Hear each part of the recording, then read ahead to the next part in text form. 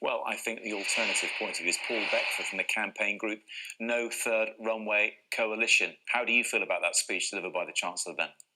Morning, thanks for having me on. Obviously disappointed to hear the news, but not unexpected. Heathrow have continued to try and build a third runway for, as previous callers have mentioned, for decades.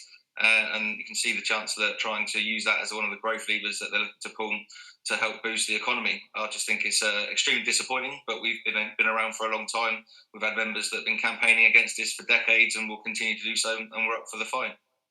Yes, but is it just trying to get in the way of progress, as our previous guest said? I don't think so. I think there are a multitude of reasons why you shouldn't be doing this project. I would dispute some of the economics and some of the job figures, which have always been overestimated. It's also, you've got to balance these things with the environmental and health impact on local communities who will be overflown. If you expand with a third runway, you're looking at potentially 2 million more people exposed to noise pollution, which can impact their health. You're also looking at deterioration in air quality, and that's before you even get into the level of emissions that we produced, around 9 megatons additional from a third runway every year, which makes the aviation sector even harder to decarbonise. It's already one of the most difficult ones. So it's not getting in the way of the progress. It's about understanding the compromises that are on offer.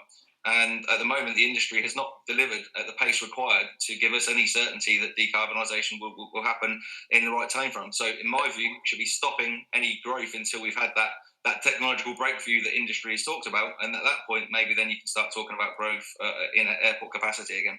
But I'm sure you'll also realise there's people who are in favour of it who point to the aviation industry contributing only 2% of CO2 emissions globally, and they will point to having more investment in this country as a result. Heathrow is one of the best known airports in the world, not just in the UK. So that's why they would point to this investment and this backing for the third runway being a good thing.